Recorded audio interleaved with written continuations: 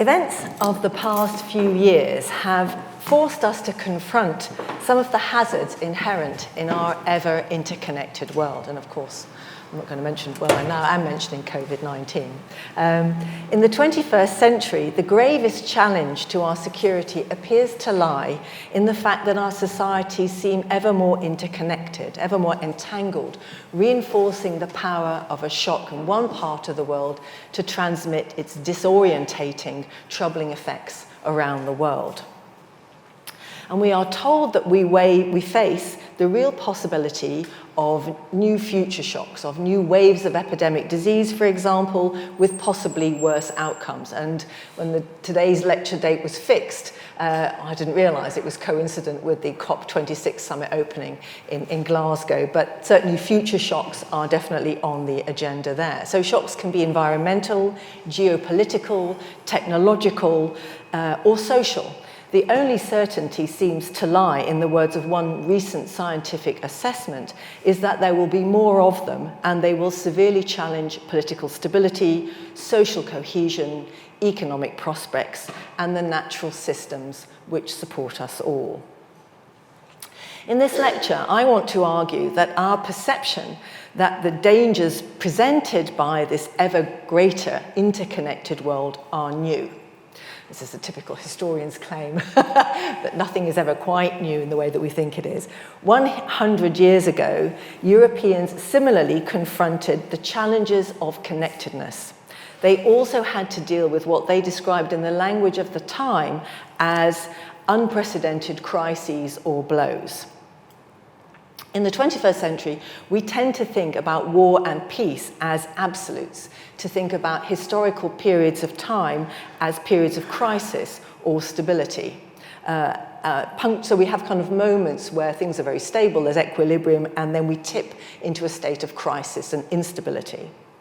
And for historians of the 20th century, this has taken shape in the way that we tend to think about, or we'll begin to change it a little bit, we tend to think about the history of the 20th century, which is that it has a grand historical narrative punctuated by 2 world wars and a Cold War. So there are periods of stability, and then there's the First World War, then there's kind of sort of stability, instability, but it's actually the interwar crises of the 1920s and the 1930s, which is a long run-up to another world war, and then the Cold War, which tends to be regarded as a period of stability in Europe, albeit based on a divided continent and a presentation that tends to take out the imperial conflicts that are happening at the same time. So actually, though Europe is relatively stable, of course, there are colonial wars being waged in different parts of the world.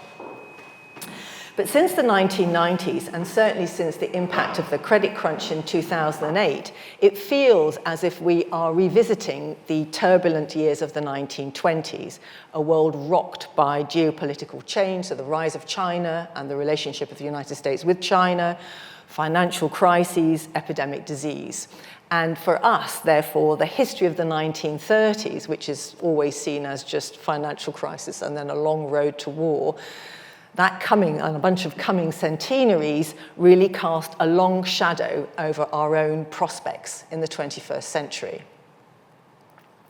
And I became very aware of this fairly recently because I was involved in giving quite a lot of talks around the end of the First World War, when that was kind of relatively stable, and I suddenly thought, and this is where the good story ends, because actually after this, there are a lot of very uncomfortable centenaries coming. And at the moment, of course, the Government of Ireland Act is one of those that's separated the island of Ireland. Anyway, in this lecture, I want to test this binary thinking of stability or crisis, equilibrium or shock by revisiting the history of Europe in the first half of the 20th century.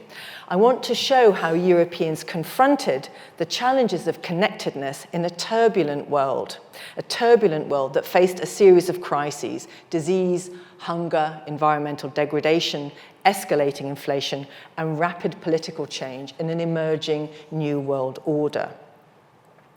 We tend to think about the search for sustainable security as a 21st century challenge. It sounds like a 21st century term.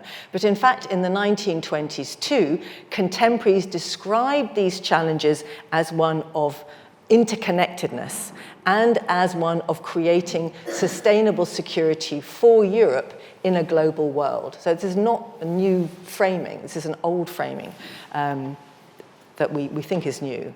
And they understood the term sustainable to mean the creation of a durable peace within Europe and beyond the continent's frontiers. So European security was always placed in a global context because, of course, many of the European powers in the 1920s and 30s were empires or wanted to be empires. Many historians, notably those writing in the 1940s, so the second half of the 20th century, tended to describe Europe and its place in the world as insecure from the moment the First World War ended. For them, the origins of the Second World War started already with the unfinished peace of the First World War. And what they focused on in particular was Franco-German rivalries, the sort of bitter difficulties that Germany and France had in their relationships from 1919 onwards. More recently, in about the last 15 years or so, historians have started to look further east to the history of Central and Eastern Europe when they've been thinking about the nature of peace after 1918. And they've looked at particularly how the violence of the First World War bled into revolutionary wars in Russia and along its borderlands in Central, Eastern, and Southern Europe, thereby becoming what historians have described as a series of shatter zones. And most estimates now suggest that more people died in the period from 1919 to 1923 than in the First World War itself. So that's including, of course, the revolutionary wars that came out of Russia after the Russian Revolution. So that's one side. That's a lot of turbulence, a lot of bloodshed, a lot of suffering in the history of the 1920s and its aftermath. At the same time, the 1920s also witnessed major advances in the theories and practices of international relations. Men, women, many of them young, founded a raft of new international and non-governmental organizations. And on my introductory slide, you can see it's a picture of the opening meeting of the International Health Committee of the League of Nations in 1920 that became the basis of the World Health Organization. And this is just one of, there were hundreds and hundreds of new bodies that were founded in this first wave of sort of trying to build a new international order that was stable after the First World War. The Paris peacemaking process the peacemaking process in Paris and its aftermath also generated a new body of international law that's foundational for the way that we think about international law also in the 21st century. So the whole of this period is also redolent with calls made from people across the ideological spectrum for international cooperation. Different types of international cooperation, but for international cooperation. And it laid the seeds to a series of initiatives that were fundamental to the reset of international relations after 1945 and remain essential to the practice of international relations in the 21st century. So in this lecture, I want to ask, how can we understand this apparent contradiction that I've tried to set out between these two grand narratives, the twin tracks on which Europe found itself in the 1920s and 30s? Conflict, on the one hand, the persistence of conflict, suspicion, and on the other, this desire to create a new international order and a new type of international relations. And secondly, what does this history have to tell us, if anything useful, about how we should think about and manage future shocks as Europe and the world, frankly, searches for a sustainable security in the 21st century? So I want to spend some time looking at the effects of shocks that hit the territories of the former Austro-Hungarian Empire in the first years after the First World War. And I want to look at how they shaped the new international order from below. So what was happening on the ground and how did that project up into this new project of international organization and lawmaking. And in that setting, in this international setting, Britain and its allies, France and the United States, dominate.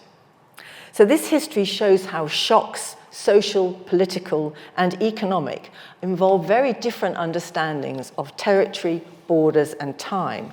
And as a result, they tended to create diverse and sometimes competing narratives as to the value and purpose of cooperation.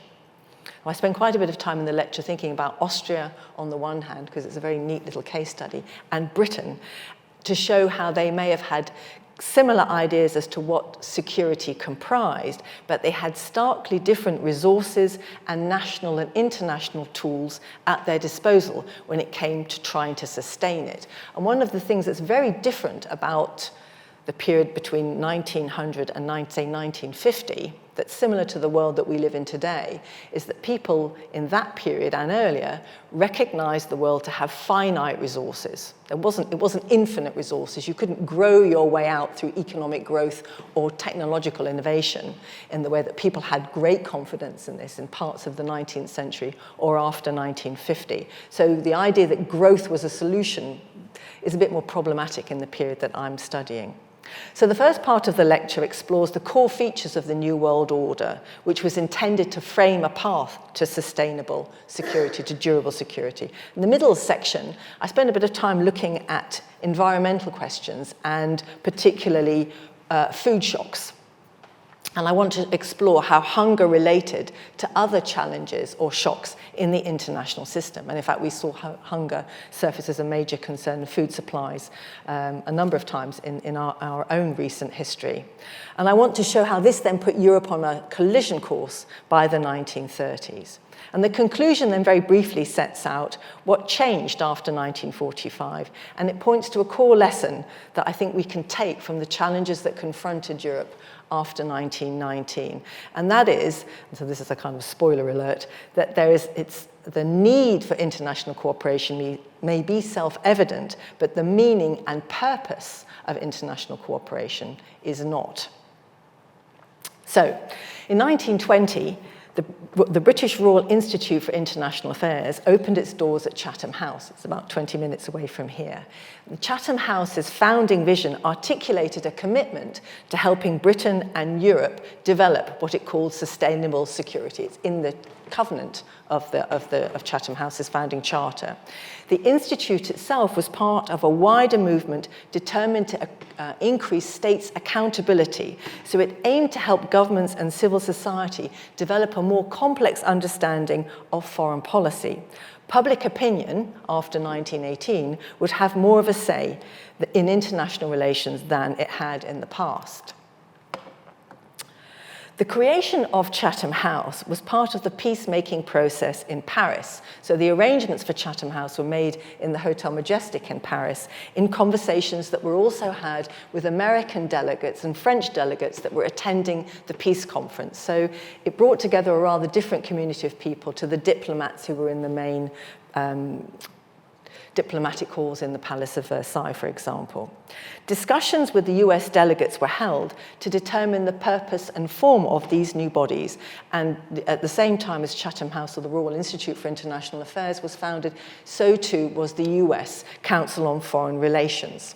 And there were similar sorts of bodies that were set up across Europe, in Asia, in the Americas. In Europe, one of them was the Handelshochschule in Berlin and the Graduate Institute in Geneva. And there were also new foundational chairs in the field of international relations. This is a brand new field of study in universities around the world, which is attempting to understand the consequences of the First World War and also how to effect diplomacy in international relations in a way that doesn't produce another great conflagration. So the notion of exchanging ideas and engaging public opinion on matters relating to international affairs was deeply controversial. We take it for granted in the 21st century that public opinion should have something to say about international affairs. This was a brand new thing. It was controversial even in democracies. There were fears about the role of journalists, what the British Foreign Office called busybodies, and their hold over public opinion. And politicians and their advisors also worried that the open discussion of foreign policy would make them inadvertently leak official secrets. So they weren't used to this new public interface that the First World War demanded of them. And of course, the First World War demanded this for a variety of reasons. A more democratically accountable foreign policy was inevitable. It was the outcome of political bargains that were made during the First World War to sustain an unprecedented war effort. If you were going to put large conscripted armies into the field, you're expecting people to fight these wars for years at a time. They wanted something back. They wanted a foreign policy that was accountable. There was some kind of bargain in this relationship. And of course, there was also the monumental collapse of empires across Europe. So democratic politics expanded markedly as a result of the First World War. The German Empire gone, Russian Empire, Austrian and Ottoman empires. So this creation of new democracies, new nation states, and also the enfranchisement of women in many, though not all, territories, also increased the voice that people had in the making of foreign policy. So in short, the prosecution of total war and its outcomes changed both the composition of states and states' relationships to society, especially in relation to foreign policy. At the same time, the peace conference itself, so very quickly after the war had ended, the peace conference itself made politicians acutely aware of the challenges of engaging public opinion in international relations. As Lionel Curtis, who was a British Colonial Office official, put it, the settlements of Paris were mainly the resultant of public opinion in the various countries concerned, which publics were often in conflict. And the future moulding of these settlements would depend on how far public opinion in these countries would be right or wrong. So the prospects of peace was now lay in the hands of the public. And those of you that ever studied the story of Lloyd George and reparations on Germany, squeezing Germany till the pips squeak, that's always a story about the role, or a history about the role of public opinion in the way that it changed British approach to peacemaking and Germany in that moment. So Curtis also points out that right public opinion, so there's wrong public opinion and right public opinion was produced mainly by a small number of people in real contact with the facts who had thought through the issues involved. So on the one hand, it was great you had all this public opinion. On the other, it needed to be made sound.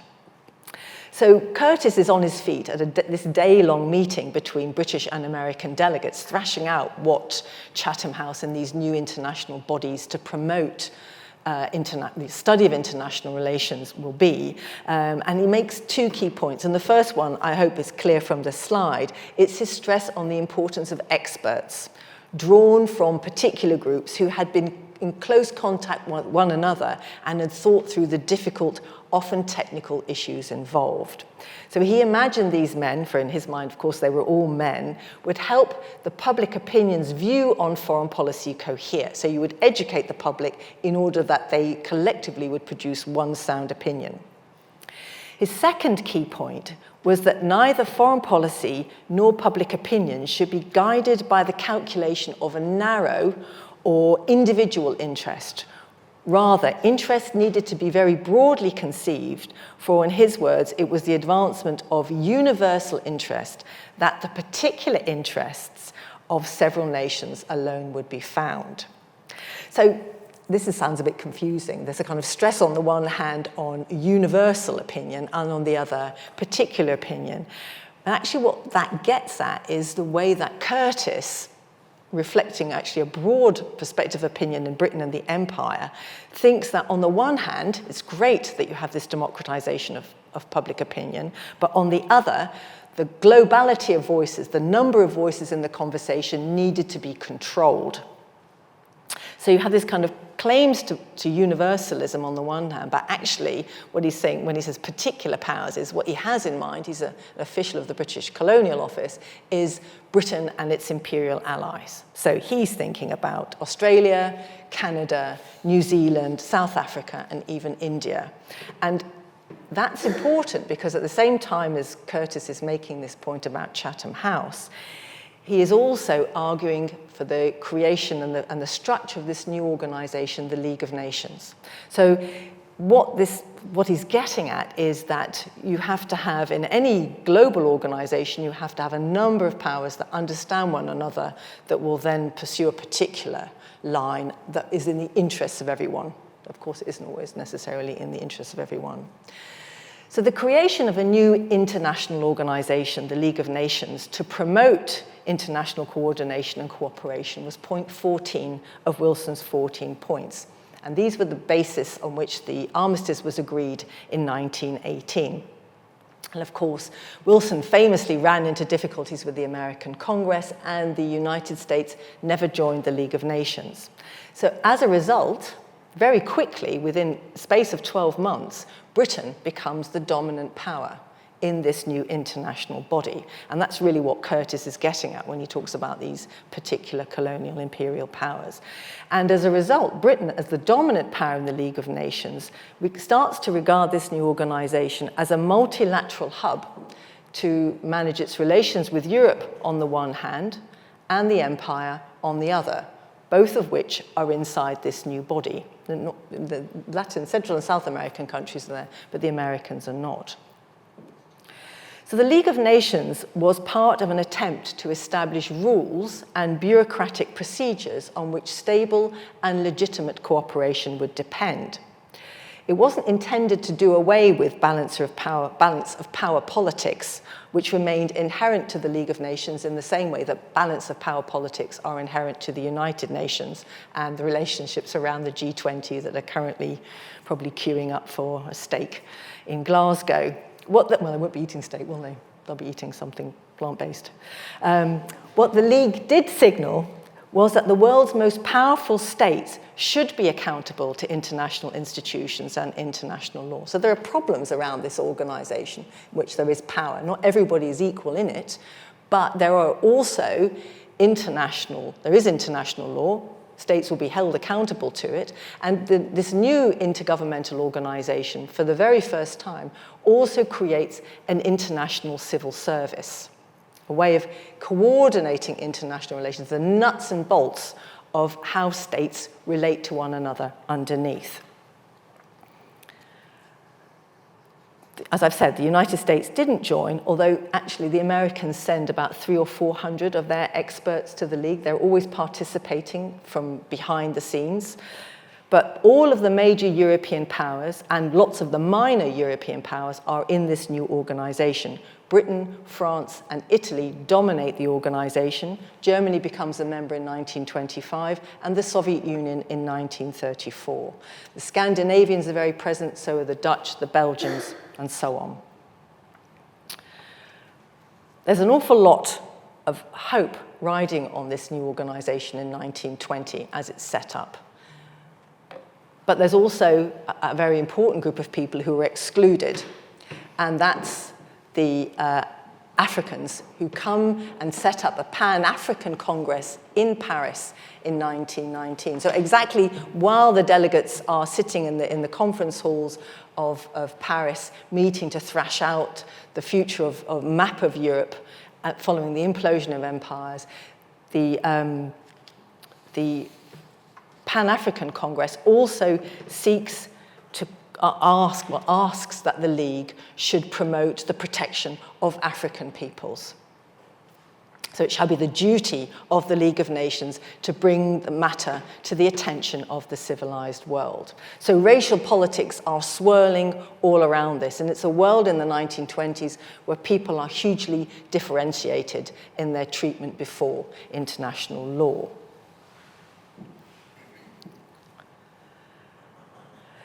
So in this sense, the League of Nations is both enabled and challenged by this expectation that foreign policy will be democratically accountable, because there are subject peoples inside the United States, African Americans, subject peoples in Africa, subject peoples in North Africa who are part of the mandate regime, who now want the League of Nations also to protect their interests. And the League of Nations, as divided and problematic as its history becomes, is actually very important to the kind of history that emerges out of it. So the League of Nations, too, like Chatham House, was part of the effort to engage civil society in international relations. Public opinion was to be nurtured, but the right public opinion, the right kind of public opinion, so not the people that were meeting necessarily in the Pan-African Congress. And it was supposed to be nurtured and shaped.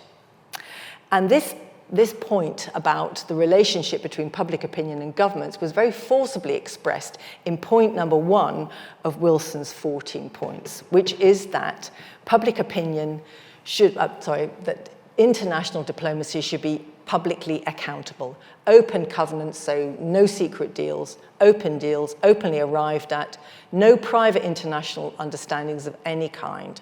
Diplomacy should always proceed frankly in the public view. And what's unusual about this period of history in contrast to 1945, or actually other international moments in the 20th century and the 21st century, is quite how much public excitement this founding moment creates. There's enormous expectation around these new international bodies and this new form of international diplomacy. And these expectations, in a way, because they're so large, are bound to be dashed. But what's very striking, too, is at this time, in the aftermath of the First World War, probably unlike many other moments in history, many political leaders sought to play an international role in order to shore up their position or to build a public profile at home. It'll be interesting to see how many people try and do that in the next week or so in Glasgow. So these include figures like Austin Chamberlain, Anthony Eden, Gustav Stresemann from Germany, and Mahatma Gandhi. The League of Nations is incredibly important in his attempts to build a presentation of modern Indian nationalism. And so he uses Geneva to project power back into India. And through the League of Nations, these men articulated a wish to engage civil society in the project of world making, but they had very different visions as to what that world should look like. So while the League of Nations bureaucrats, meanwhile, sought to promote coordination and cooperation between states in simple but significant ways. So they did really boring stuff like collecting and exchanging an awful lot of information. And they developed a shared language of terms and standards as to what Europe was and what it comprised. They're responsible for codifying what roads look like, for connecting train lines, for standardizing types of economic measurement, and so on. So it's kind of founding fundamental for projecting what Europe is and projecting Europe into the world, because this international organization also creates a data bank that becomes the basis of the UN and global surveys on what what the world comprises. So these are European standards that become international standards after 1945. But when the League of Nations opened its doors in Geneva in 1920, it first focused on promoting security in very traditional ways. So the first debates and discussions were about controlling weapons and about border control, about where territory is. And of course, that was because territorial control and the escalation of weapons in kind of war armament rivalries were understood to be the causes of the First World War. But the organization was soon knocked by a series of shocks that prompted it to develop new initiatives and to think about what security comprised in different ways. So it's sort of in 1919, it's classically understood as the controlling of weapons and promoting the establishment of stable borders where territories are and where they end. In 1919, the problem was pointed out, or the challenge before everyone, by the South African incredibly influential Prime Minister Jan Christian Smuts, who identified the challenge before Europe very neatly. The war has resulted not only in the utter defeat of enemy armies, but has gone immeasurably further. We witnessed the collapse of the whole economic fabric of Central and Eastern Europe. Unemployment, starvation, anarchy, war, disease, and despair stalk the land. So I now want to zoom in on the situation that Smuts was describing in 1919 and 1920 by looking at one of the most overt but often ignored manifestations of these shocks, hunger. And it's received a lot less attention from scholars than German reparations, for example, or more recently the Spanish flu, which was also seen as a global shock. After 1914, and particularly after 1918, the continent of Europe faced what contemporaries caused a hunger crisis that reached epidemic levels. Europe, on one level, it wasn't really terribly surprising that Europe was hungry. Britain's blockade of Europe, devised in anticipation of the First World War, was central to its strategy to contain and defeat Germany and the Central Powers. And it proved remarkably effective, not only because Britain had sufficient naval power to blockade all of the world's oceans, it also had enough administrative and financial resources to intervene in global markets. It's quite extraordinary that they were aware of what was being bought and sold around the world, so they could sort of check what was being sold in Tunisia or in the port of Singapore, and if they couldn't control it by administrative means, the British would just go into the market and buy up supplies that they thought the Germans or the Austro-Hungarians wanted. So this gives you a sense of not just Britain's military power, but also its intelligence network and how deep its pockets was, that it could afford to do that, because these prices were shooting up and the British just buy stuff to stop these commodities from falling into German hands.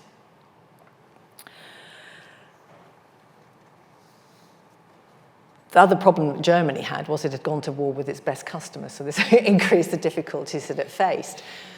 But while Germany had problems around its food supply, and that was anticipated, the British anticipated that the Germans would have problems feeding its population, the circumstances of the Austro-Hungarian Empire were rather different. Austria-Hungary was understood to be self-sufficient in food. It produced enough food to feed its people. But shockingly, really very quickly, this didn't prove to be the case. As the war opened, really, fierce ethno-national rivalries within the Austro-Hungarian Empire, fueled by the expectation of self-determination, which the Austro-Hungarian government were also offering its subject peoples to keep them fighting, meant that previously integrated and sophisticated food markets began to fall apart. So when the Austro-Hungarian Empire imploded in 1918, a new provisional state called German Austria emerged. It experienced an immediate and visceral future shock, an absolute dearth of essential commodities, notably coal and key foods. Figures suggest that in 1918, 1919, German Austria, as it was called for a very brief moment before it became Austria, was the hungriest place in Europe. It remained under Allied blockade from 1918 into 1919, so the blockade didn't end with the end of the First World War. And it also was now blockaded by countries that had been previously its allies in the Austro-Hungarian Empire. So what became Czechoslovakia and Yugoslavia, new states that emerged from Austria-Hungary, also blockaded Austria. So this little place now found itself surrounded on all sides by a blockade. What did it comprise? Well, it comprised of the world city of Vienna, with a population of over 2,300,000 people, many more then than now. Still, the population has still not recovered from this moment, and it had behind it the Alps, and not much else. It was, inhospitable and mountainous. Its own chancellor, Karl Renner, called it the remnant. The French premier Georges Clemenceau, la reste. The civil service in Austria described the problem more dramatically. It wasn't just the rump of territory that remained when other ethnic groups broke away for their own states. It was a place without everything so necessary for its own existence. So this is the kind of description that the Austrian Office for International Relief and Mutual Understanding in 1919 used to describe the situation for this new territory. And I've included an image of the older Allgemeines Krankenhaus, the main hospital, because that was actually partly how Austrians viewed themselves. They saw themselves as a kind of a sick people inside a hospital, because they had almost no resources for themselves. Everything had to be brought to them. One of the first international observers on the scene in 1918, at the end of 1918, was William Beveridge. who famous of the Beveridge Report and the founder of the Social Security, of the NHS in Britain. At that time in 1918, he was Secretary of State to the Ministry of Food, and he wrote a powerful report on the desperate plight of the Viennese, describing himself as feeling ashamed before them. They were, in his words, beggars, sans food, sans country, sans money, sans everything. And he kept a diary of his visit to Vienna and Austria and the meetings that he had, and also a collection of grim photos. And here's a few of them. None of the quality is good, so I hope you can see what they are.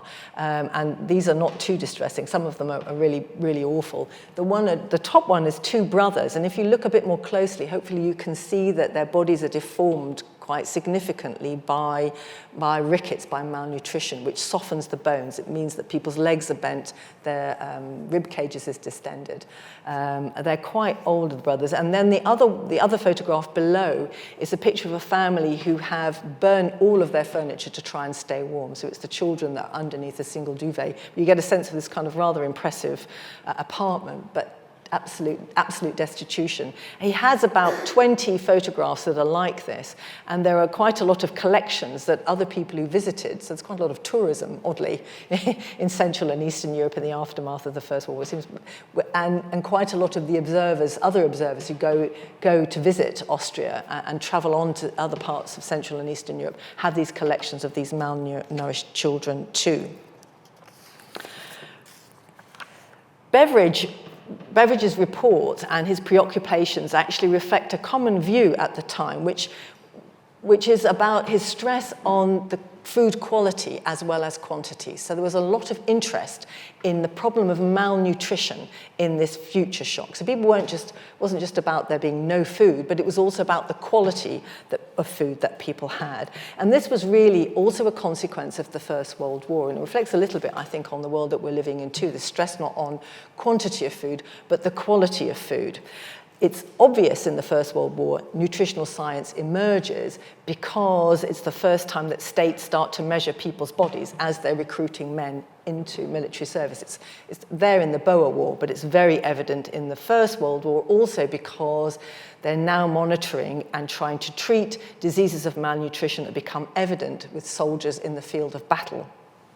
And then in the First World War II, there start to appear reports on the relationship between soldiers having diseases of malnutrition, catching contagious disease like cholera and typhus, and passing on to the civilian population. So now you have this link between malnutrition, disease, military stability, and civilian well-being. And of course, this then is a big worry as the world emerges from war in 1919. In 1919, the Medical Research Council, the British Medical Research Council, sent a group of women scientists from the Lister Institute in London to Vienna. They go to Vienna because Vienna in the 19th century was also medically incredibly well developed. It has some of the best hospitals, some of the best X-ray equipment, some of the best scientists in the world. So that's also why this reference to Austria being like a laboratory for disease, for malnutrition, is so evident. And they work with a very important pediatrician, Clemens Peter Freiherr von Pirke, a long name, to his friends, who's pictured at the top, and the three brave women from the MRC at the bottom, Harriet Chick, Elsie Daly, and Margot Hume. And they are especially interested in the effects of vitamin D on children, and they administer a carefully controlled diet to children, including a daily dose of cod liver oil, which was donated to them by Norwegian fishermen. And this is the point at which they, in this already suggestive work, but they help prove that vitamin D helps treat rickets and then produces the calcification of bones that's essential to stop the suffering of children with these deformed, permanent deformation of their bodies that you saw in Beveridge's photographs. Evidence, I mean, they were producing scientific reports, but beverages reports and also journalist reports about the scale of infant and child suffering in this moment of 1919, 1920 proved sensational. It prompted British women, Eglantine Jebb and Dorothy Buxton, to launch a campaign against hunger and the continuation of the Allied blockade of Central Europe. And that produced, these are the two photographs, I'm afraid they're my photographs, which is why they look a bit squiffy, campaigning leaflets which featured Austrian children, which led to the creation of the Save the Children Fund, a new non-governmental organization. It wasn't quite the language of the time, but a new non-governmental organization which, of course, continues to this day. Austria was not the only place that was desperately hungry. It was just the first place that was desperately hungry that came to international attention. But this kind of deprivation was acute across much of Central and Eastern Europe. And the Americans and others became involved in trying to distribute aid, which actually over time enabled children's health to recover. And they also sent and supplied food, shoes and clothing. But what I want to stress here is not this kind of humanitarian aid, but the way that this experience of treating and triaging the Austrian food crisis also generated new ways of thinking about international security inside the League and populated this new organization with experts. So some of the women that I showed you in the preceding slide, notably Harriet Chick, then go to work for this new international organization. They argue for the rights of the child. They argue for much more important work to be done on nutrition and on epidemic disease. So this was not in the original planning when Wilson was thinking about what the League of Nations was going to do. They didn't think about health. They didn't think about food. They didn't think about social programs. These problems come from the ground up as they're confronted with the reality of peacemaking at the time. So Austria's plight 100 years ago highlights the interconnected challenges faced by states when they're trying to build sustainable security in a world of finite resources. Austria was deeply insecure right from the start, not because it struggled to deal with one specific challenge, which was hunger, well, the end of empire. Actually, that was a specific challenge, was the end of empire, because really what was left was the kind of governing bit of the Austro-Hungarian Empire, but because it also faced a series of interrelated shocks that followed from it. Hunger, epidemic disease, financial collapse, which I haven't really talked about, and wide-ranging geopolitical challenges all around it, that territories and states that had been previously friendly were now enemies. So they were having problems at the local, national, regional, and global level. So the kind of link, the next link I want to make is the way that this hunger crisis then triggered a financial crisis. The cost of the war and the reality of Austria's situation sent its currency into a free fall. And here too, the League of Nations was dragged in. So this is another way that this new organization and the meaning of security expanded. The League of Nations was brought in to stabilize the Austrian currency and the Austrian economy, and Austria was put under international oversight, which is something that we associate with the International Monetary Fund or the European Central Bank. Those practices of having a foreign commissioner coming in and telling you can spend money on this, you need to cut money there, you can borrow this, we will lend you this money, but you can only spend it in this sort of way.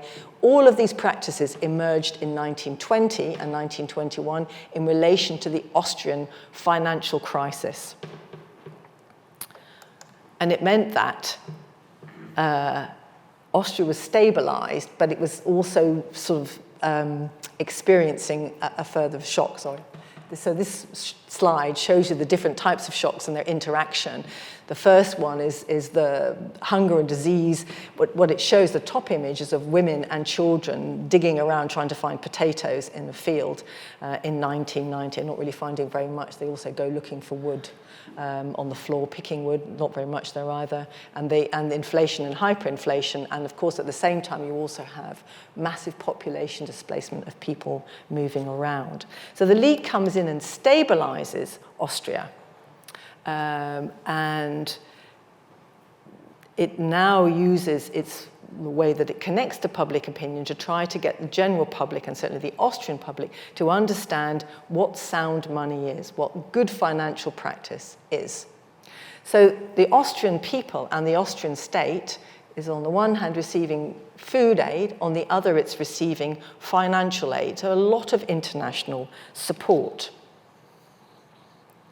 But the problem is that the Austrians don't view this international support positively. They regard it as painful foreign colonial control. So this goes back to my stress at the beginning about you can mean well, but the consequences are not necessarily what you'd expect. And this charge, the way that the Austrians felt about this experience of international aid, really resonates for a long time in its public memory. Ironically, Austria was in a better position than some other countries in the aftermath of the First World War, in the sense that it didn't have fierce ethno-national rivalries. Almost everybody living inside German Austria was ethnically German. So it's not like Czechoslovakia, which starts to have really big problems with the Sudeten Germans, or with kind of trying to negotiate Slavic relations. But the problem is that the difficulties around what international cooperation and internationalism means starts to resonate instead with the Jewish population. They started to bear the brunt of Austrians' hostility, or rising hostility, to internationalism as a result of it having to receive so much aid. And this point is underlined by the brilliant Berta Pappenheim, who's a pioneering feminist and Jewish activist.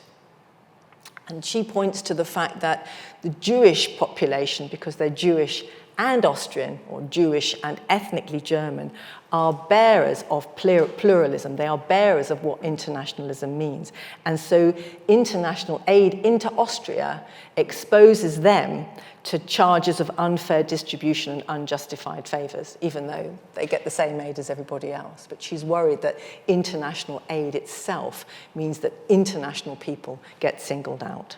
And so she asks, actually, what becomes a very reasonable but contentious question: wouldn't it be better to allow Germany to effect Anschluss with Austria? Wouldn't it just be better for Austria to get the resources it needs by unifying with Germany? But this is not allowed under the terms of the Paris Peace Treaty and the treaties also that Austria has to sign. And on top of it, in fact, Austria and Germany have to become completely free-trading, independent states. So they are not allowed any kind of imperial protection or preferences, and that includes in trade terms. So don't worry too much about this slide, but it gets to the fact that Austria and Germany are forced to be completely free trading in a legal provision that actually enables Britain to establish protectionist deals with its own empire. So what the Austrians also learn is that international law applies differently to different people. It's not that the same law is used equally. International law is drafted by the British in this case when it comes to trade, and it means that really Austria and Germany get a much less equal deal than Britain, France, and Italy. And this is really pointed out very clearly already in 1920 by an Austrian commentator, Richard Riedel, who says the byproduct of the American and British-led process of national emancipation seems to be the commercial atomization of Central Europe and the suppression of German economic expansion to the benefit of England and America. And that really kind of gets to the heart of the problem of what sustainable security is in a world of finite resources.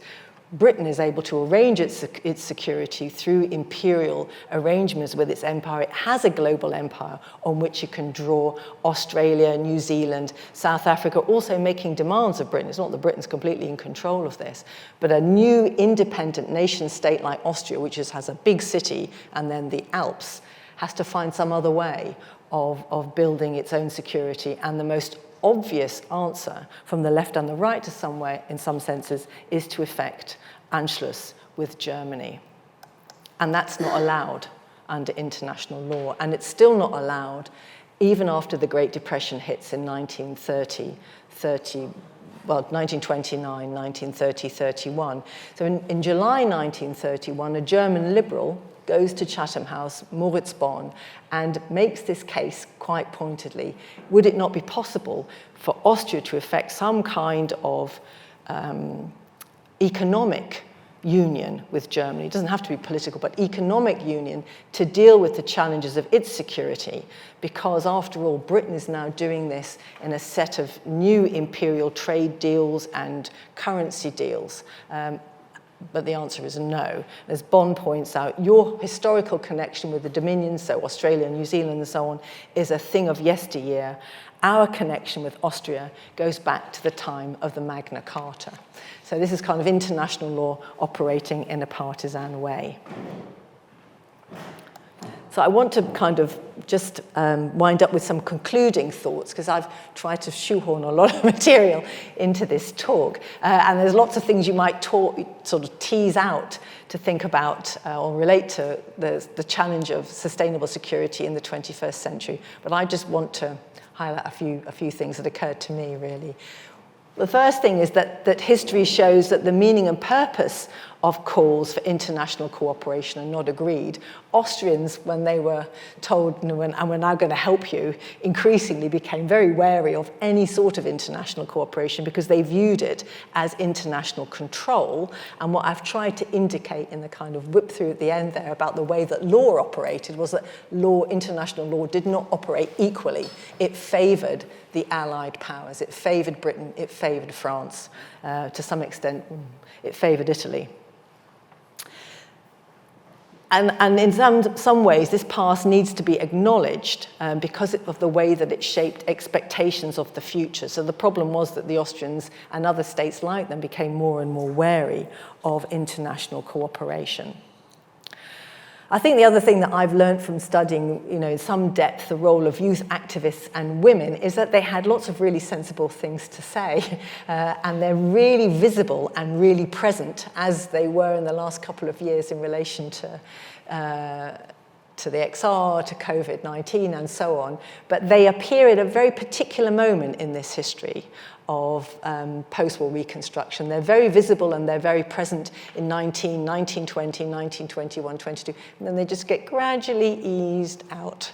And they're sort of told that what they're working on, what they're interested in is kind of humanitarian questions. These are not the fundamental questions of where international security lies. But in fact, of course, it is.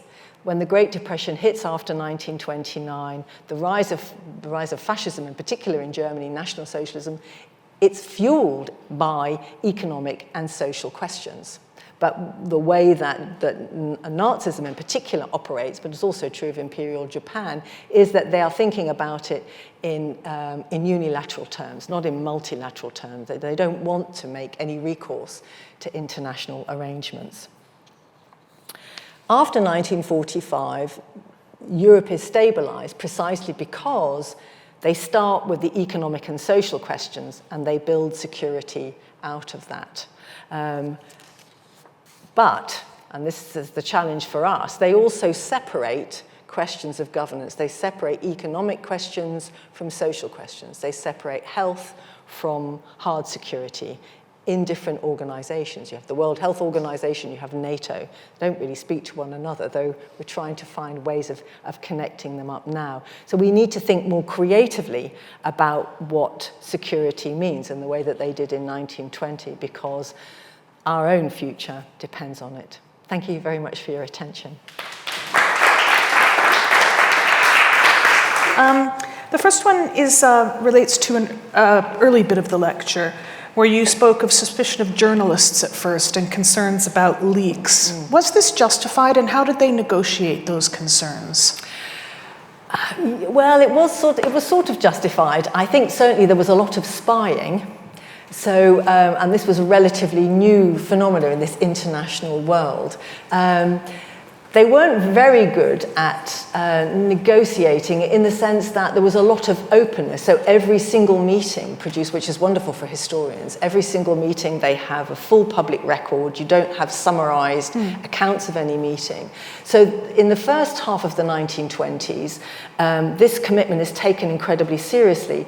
The problem is that after a while, politicians and international organizations feel very badly stung by it, because in fact what they learn is it's quite difficult to negotiate an international arrangement, particularly on trade or on finance, if every single move is being reported in the press, because currencies become more volatile, people move against companies. So the difficulty is they don't think it through. They start to take the diplomacy out of the public domain, and they don't use these public organizations anymore in the way that they want. And if you compare the historical record that I've done a lot of work on, the League of Nations records, these are all, I mean, they're just extraordinary, because they write every single conversation down. Every meeting is completely verbatim. If you look at the UN, everything is highly compressed, very synthesized. You can't tell who's saying what.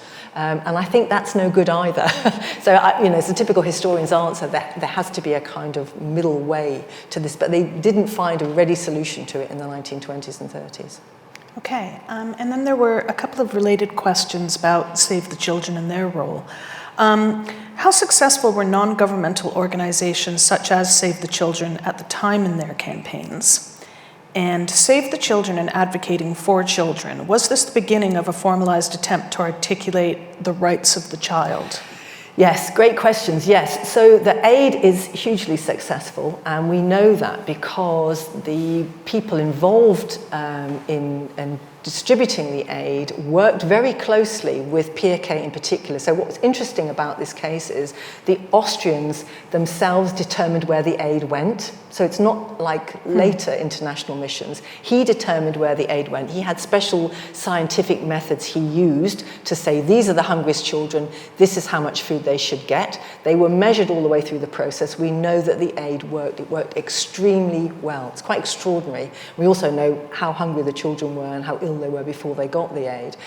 You're also right to say it is absolutely the beginning of a formalized campaign for the rights of the child. So Eglantine Jebb then goes to the League of Nations and helps draft the first international covenant that sets out the right of the child in 1924. So it's absolutely connected. And there is also discussion at this point, it's also not new, about the right to food as an international right, as an international norm, but that disappears. There's a whole number of questions that you have raised, but I'll just raise one that interests me, and this search for sustainable security. I think everybody in this room will know that John Maynard Keynes, who observed the proceedings leading up to the Treaty of Versailles, deplored it, in fact, because it was so vindictive, and the predictions he made turned out to be true. And you also mentioned that there were a number of people who had a small number of people who were in possession of the facts. Now, who were these people? I'm thinking, if my knowledge of history serves me correctly, from the 1930s onwards, the Times, which I think was read by all the members of the British Parliament, I understand that its reporter, was his name, I don't know whether that was the editor Dawson or the reporter in Germany, the reports from Germany were being distorted or rewritten, in fact, by the editor of the Times, so they came out to be pro-Hitler, whereas the reports he was actually receiving point out that Hitler was a dangerous person. So I'm wondering who these small group of people have got all the facts and their ability to distort.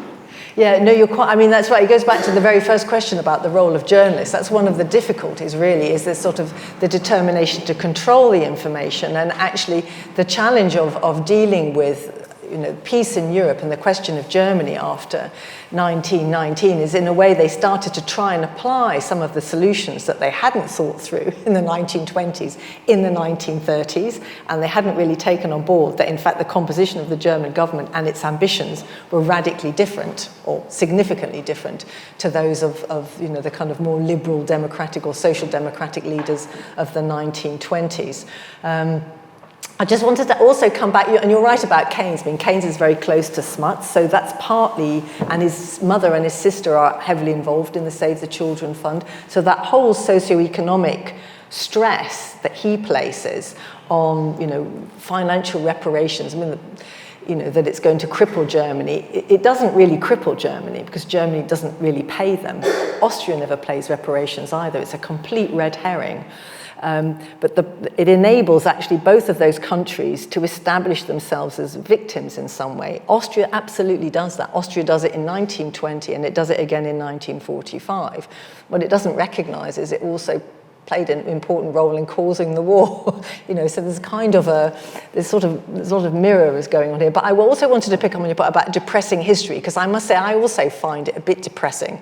So I'm trying to, I was trying to think about the kind of the more positive things about where we are. And I think one of the things which I didn't really pull through is the way that they thought about race and different populations in the world in the 1920s. In that world of the 20s and the 30s, sustainable security was only ever for a small group of people. That's really what they had in mind, exactly, either these specific experts or specific powers.